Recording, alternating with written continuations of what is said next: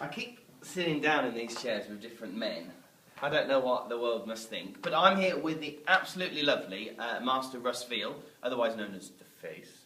I don't actually. Is it just Mark that calls you that, or is it everybody that calls you that? No, it was a joke from Wayne on Heathen Hammer saying that I had to get the face on, and it just The Face. I kind of like it. I don't know why. I quite like it as well.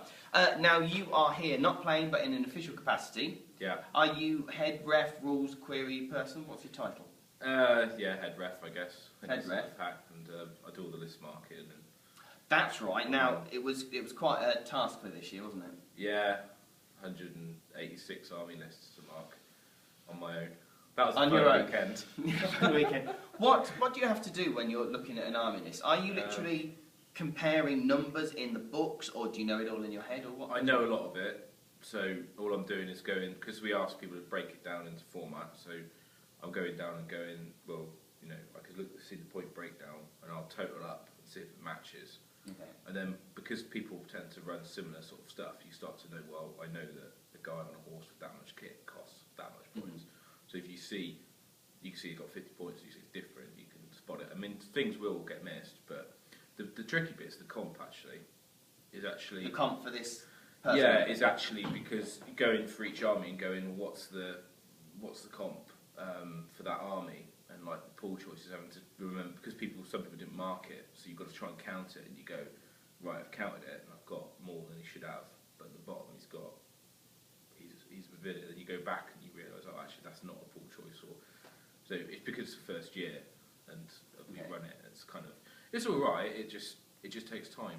I mean, is it too much for one person to do? Because I feel sorry for you. I don't know why. No, don't worry, I get paid. It's fine. Oh, that's all right. So no, it's well, the thing is, Dan does a lot, Wayne does a lot, I do it. We split the stuff up. Yeah, we do, and it is a lot of work for one person. But the problem is, you know, you can't rely on other people. I don't say that in a bad way. No, I understand. You literally can't. Like first year, we got some people to help us with the lists, and they didn't get marked. Ooh. Until like Naughty. the night before. Yeah, exactly. You know who you are. And we just decided that, you know, I'm like, well, I don't have wife, kids or anything, so I can just put aside a couple of days and just go, I'll just sit down for 6-7 hours and mark the list. So what happens if people have made a mistake? Do you let them know and then they change it, or do you go red line? Let them know and give them a sort of grace period to change it. So they do get a chance to change it. Okay, that's good. Yeah. So basically, we don't want. The thing is, we always run this tournament like as if we were going to it. Okay. So you try and put yourself in the shoes of the person. So if I was going to a tournament and I'm painting a new army in like 2 weeks or something, and I say, I really want to take it, but I just don't know if I can get it finished. Yeah. And I'll email the organiser and say, look, can I submit 2 lists now? And most of the times they're all right with that. Not everyone doing it, but sometimes you can. You could have like 400 lists to go through next year. Well, they just have to say no then. But you know, the odd one or two don't mind, and then evil stuff like, you know, oh, sorry, I had to work a late shift, and you know, someone who's in like the forces or something like that, and they get called in, you know, like in the police force or something, get called in for a sort of emergency shift overnight, and they didn't get the chance. They send it the next morning at like 8 AM, and I'm like, well, that doesn't bother me. No, okay. So you are a little bit lenient. Yeah, I mean, don't like to. Basically, if anyone's basically pushing it or causing me an inconvenience, they'll get penalised. Ooh, don't inconvenience the face. Well, that's it. I like it. So, have there been any list penalties for people? You don't have to mention names. There would have been if they turned up, but it didn't turn up. Well, that's fine. Well done for not turning up. So that might be why I didn't get a list. Okay, fair enough. But actually, it's very good this year. Oh, so the standard is getting better, is what you're saying? Well, basically, I had every list in. I think only the latest one was like 12 hours after deadline. Wow, that's really good. And I only had a few minor errors in. Actually, they hadn't got an illegal list. They just put the wrong. They just totaled things up wrong. I think there was 2 lists that had a problem. One guy forgot to copy and paste his core unit into the core points. I couldn't work out why his total was 2-4, but his army really come to like 2-2. Okay, and he only had like 400 points in core. There you go. Silly. So, Ref deals with rules queries and things that go wrong. What kind of things are you experiencing here at the event?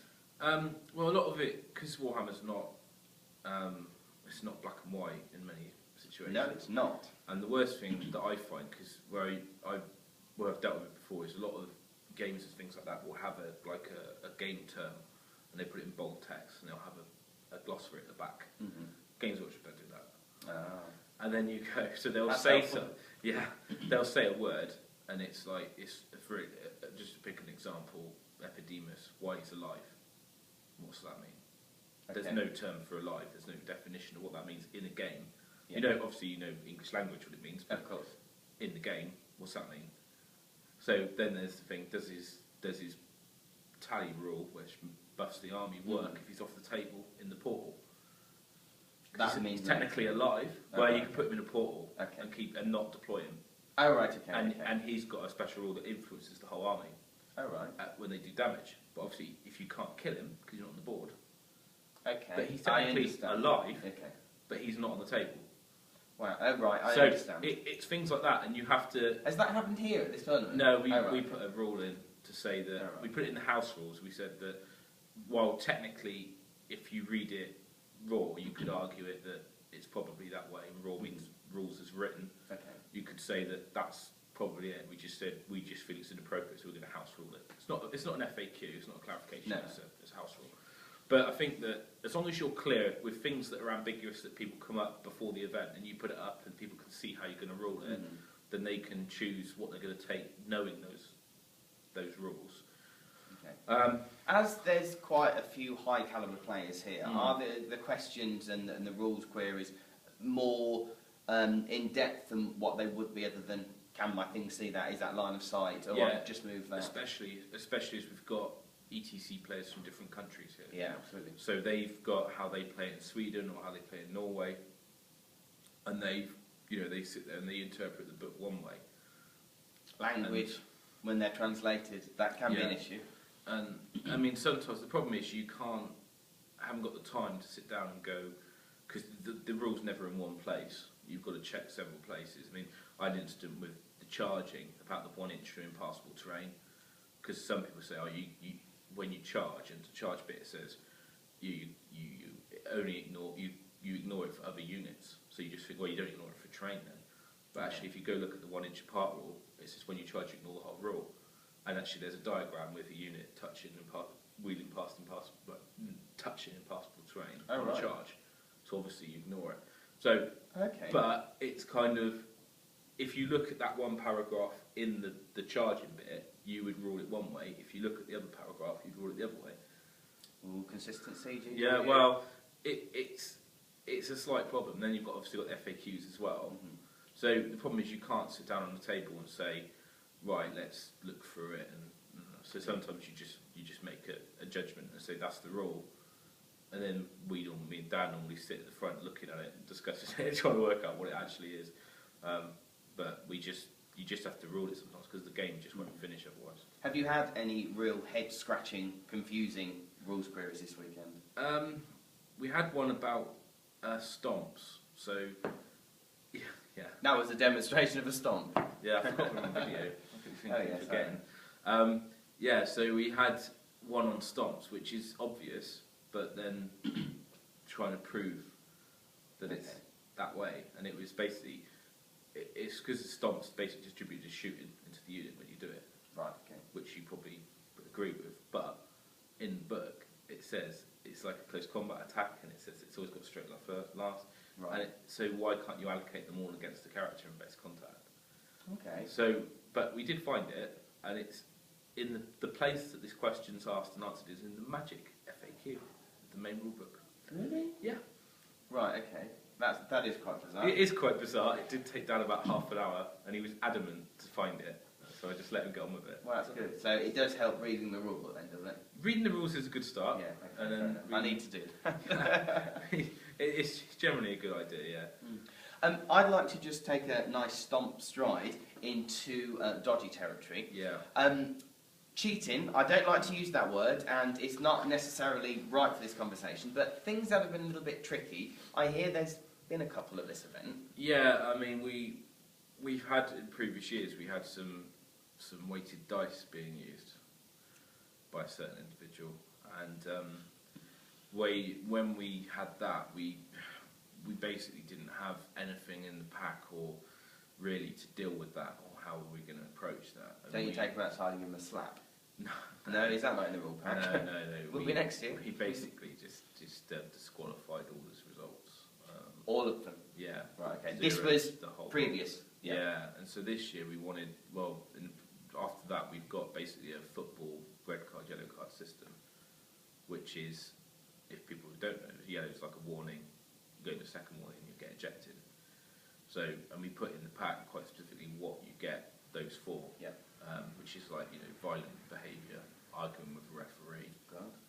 Well, you don't know, if people are going to act up and get violent, because you don't know if someone's been drinking and that, and they just That hasn't happened though this week. No. I don't expect it to happen, No. but I think you just need to make it clear in the pack that if it does happen, that's the consequence. Of course. Otherwise, if it happens, then you do it. They might, people won't accept it, might not accept it.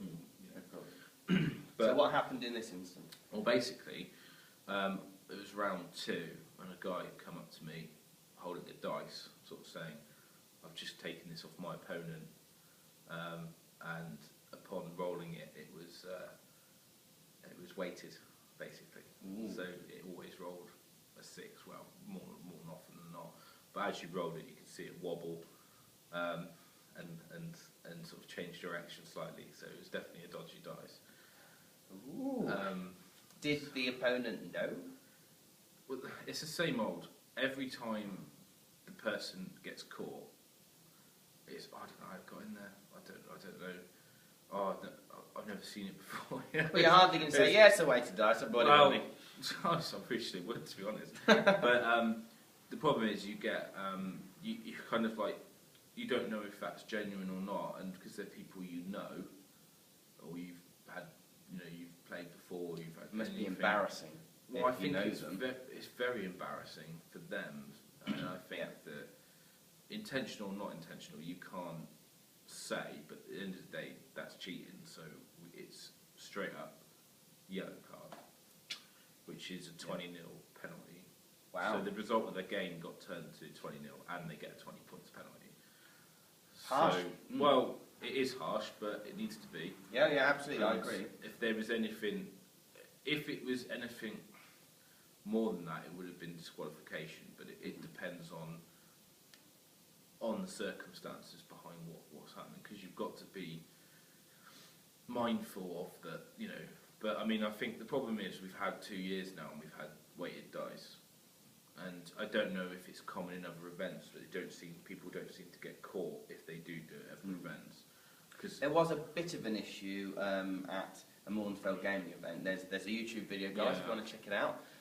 That, I think, was a mistake, because I know the individual, I didn't believe that. I don't know this person, but yeah, well, I know the guy, and I wouldn't, if you had to basically in a lineup of 200 people had to pick out, you wouldn't even be in the top 100. It's bizarre, isn't it? But the problem is it's in your dice pot, though. Well, this is the problem, because you get the thing where someone, you're at home, you're clearing out board games or whatever, you've got random dice lying around, they just get, the wife or whatever, chucks them in a pot, in your gaming pot, and one might be from a magic set or something that's weighted or something like that.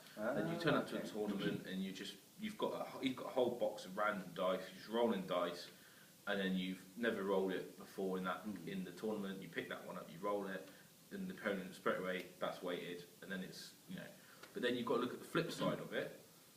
That if you wanted to use it as a weapon of mass destruction. Well, no, but what you could do is if you, for example, have a dice with symbols on the ones, or have a weighted dice and put it into your opponent's dice pot. It's like a cop program. I'm not saying I'm not saying people would, but the point is it's a possibility, and we wouldn't think people would use weighted dice, but it's happened twice. So I think we need to do something about it. Yeah, and you've got an idea, haven't you? Yeah, well, basically, I think for next year we will be providing dice for people, and they're the only dice that are allowed to be used. That's really good, and I've heard about draft Magic the Gathering drafts Yeah. things where you buy your cards, you just Yeah. use those cards. It's kind of similar to that. You come to the event, you got given your dice, you got your tools of your trade.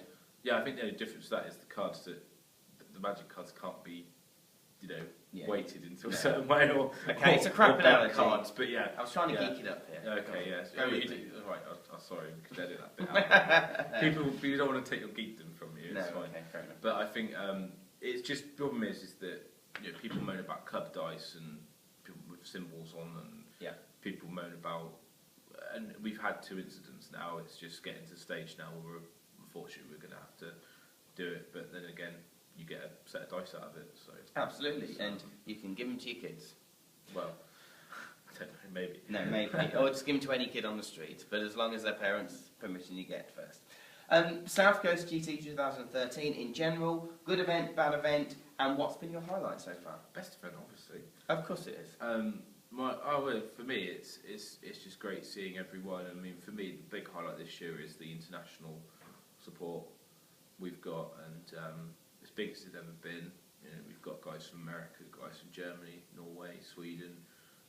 It's just really flattering actually to have the support. So for me, it's kind of I don't play, so I was just on the sidelines walking around, but it's quite interesting to watch bits of games and. Welcome to my world. This is what I generally do now. You just wander around and look. Yeah. It's fun though because you see tactics, you see when things go wrong. I enjoy it, and and I actually think South Coast is a really good social site as well. So I really enjoy it for that. Though I do wish you guys would come out at night and get absolutely slaughtered. Well, the problem is we've got the venue open. Yeah. We've got to stay here really. Yeah. It's our event. We can't disappear off. And much people wanted to. I was like, I really want to go, but I can't. It's good I fun. want to get thrown out of an Indian. I didn't. I did. You but did. You got no, I thrown did. out. But shh. They probably people who listen to this think we're like good, natured No. Christian boys. Christian boy. We're certainly not. Thank you so much for chatting to us, and I hope that your day doesn't get too bogged down with bizarre rules queries. But It will do. yeah, It's I'm rounds sure it 5 and 6 gets a bit will. Nice. hectic. That's when people get more gaming. When it starts to matter. Absolutely. When the glint of the trophies in the eye, and they're thinking, oh, I could be there, I could be the one. Yeah. And then people start to try and push it a bit. Just last thing, is there a difference between the amount of, and I know there's more tables here, but in the big boys room, are there more queries questions there than the special needs room out the back? No. I mean, okay. You get. I think the problem is you've got in the main hall, in the top tables, you get the sort of the technical, difficult questions. Yeah. And in the sort of mid-lower ones, you get the ones that are obvious, but they're trying to push it. And then in the bottom ones, they just don't know the rules that well. Read the rule book, guys. Yeah, I mean, can't talk anyway. So. no. Well, you can, but you can't. You haven't read the rule book. No, I haven't. No. Thank you, darling. It's been a pleasure. Thank you for having me.